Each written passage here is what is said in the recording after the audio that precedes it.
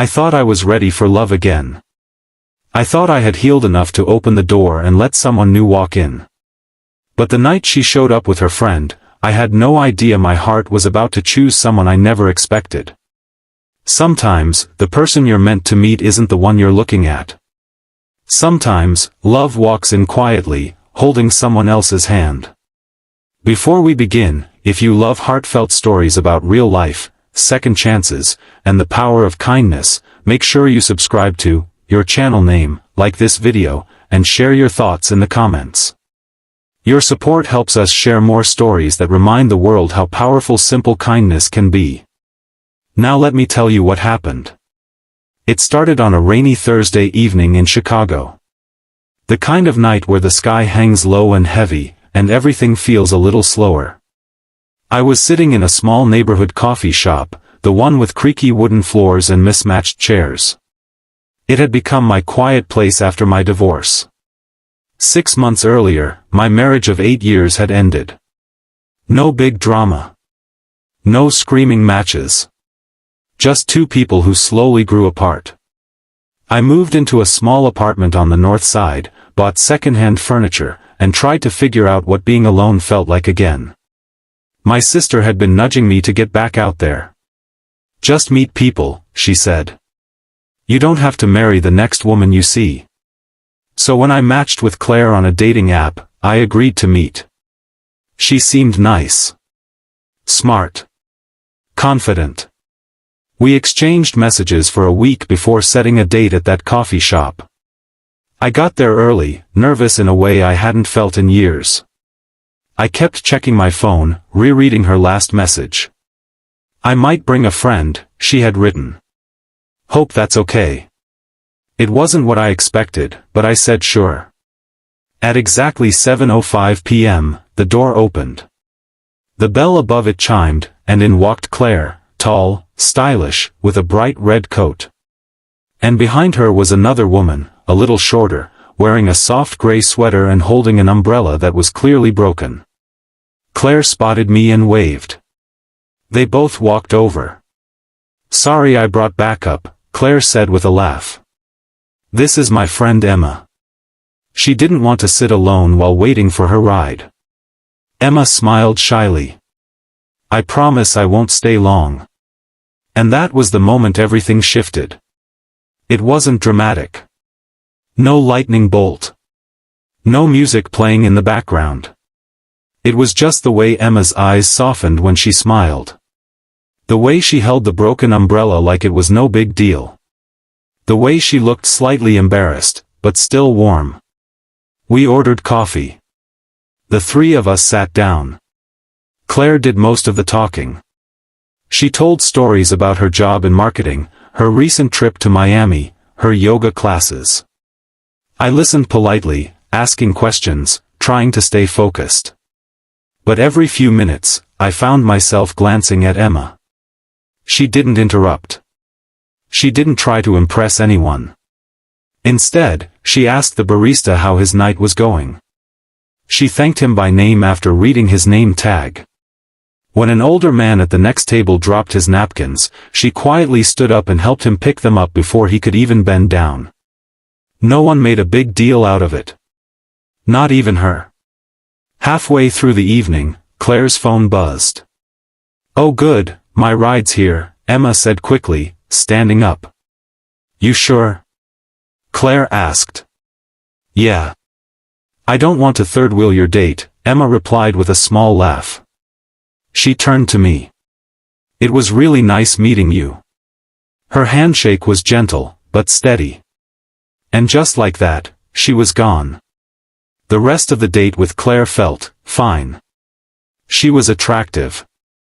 Ambitious. Outgoing. But my mind kept replaying the way Emma had smiled at the barista. When Claire and I said goodbye, she leaned in and said, "Text me." I nodded. But as I walked to my car, I realized I wasn't thinking about texting her. I was wondering if I would ever see her friend again. The next morning, I did something I had never done before. I sent Claire a message. Hey, I had a nice time last night. But I have to be honest.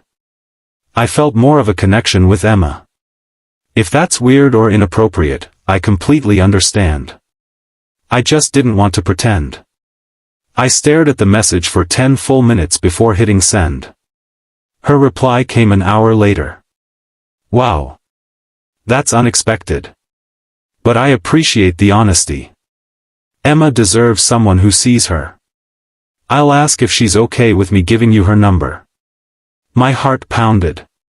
2 hours later, I received a new text. Hi. This is Emma. Claire told me you wanted my number. I hope that's not a prank. I laughed out loud in my empty apartment. No prank, I replied. Would you maybe want to grab coffee sometime? Just us. She took a while to respond. Okay, she finally wrote. But only if you promise not to bring a friend. Our first real date was simple. No fancy restaurant. Just a walk along Lake Michigan on a cold Saturday morning. She wore the same gray sweater. I wore a jacket that wasn't warm enough. We talked for hours.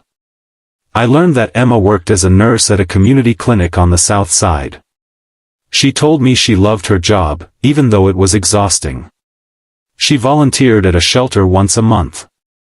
She helped her elderly neighbor with groceries every Sunday. She didn't talk about these things to impress me. In fact, she seemed almost uncomfortable when I pointed out how kind she was. It's not a big deal, she said, shrugging. People just need help sometimes. That sentence stayed with me. People just need help sometimes. Over the next few months, I saw that kindness in action again and again. One night at a diner, she noticed a young mom struggling to calm a crying toddler. Without hesitation, Emma walked over and offered to hold the baby so the mother could eat. The relief on that woman's face was something I'll never forget. Another time, she found a wallet in a parking lot. Instead of just turning it in, she drove across town to return it to the owner, a college student who looked like he was about to cry with gratitude. Watching her changed me. After my divorce, I had built invisible walls. I kept conversations shallow. I avoided vulnerability. I told myself I was protecting my heart. But Emma didn't protect her kindness. She gave it freely. To strangers. To friends. To me. One evening, as we sat on my couch eating takeout, I asked her something that had been on my mind. Why are you like this? I said softly. She looked confused. Like what? So kind. All the time. She was quiet for a moment. When I was 16, my dad got sick, she said. We didn't have much money. Our neighbors brought food. Drove us to appointments. Sat with my mom when she was too tired to stand. They didn't have to. But they did. She looked down at her hands. I guess I just decided that if I ever had the chance, I'd be that person for someone else. In that moment, I realized I hadn't just fallen for her smile or her laugh. I had fallen for her heart. A year after that rainy Thursday, I took her back to the same coffee shop. The same creaky floors. The same mismatched chairs. I can't believe this is where it started, she said, smiling. Well, I replied, pulling a small box from my pocket, technically, it started because of Claire. She gasped when I got down on one knee. Emma, I said, my voice shaking, you didn't just show me what love looks like. You showed me what kindness looks like. You taught me that helping people isn't weakness, it's strength. You helped me believe in something good again. Will you marry me? Tears filled her eyes. Yes, she whispered. Today, we're married. We still live in Chicago. She still works at the clinic. I started volunteering with her once a month. Our apartment is louder now, especially after we adopted a golden retriever who thinks he owns the place. Sometimes I think about how close I came to missing her. If I had ignored that feeling. If I had pretended. If I had chosen comfort over honesty. Kindness brought her into my life twice. First, in the way she treated strangers. And second, in the grace Claire showed by giving me her number instead of getting angry. That's the thing about kindness. It creates doors. It builds bridges you didn't even know you needed. You never know who's watching. You never know whose heart you're quietly changing. You never know when one small, gentle act will rewrite someone's entire story. So if you're out there feeling unseen, keep being kind.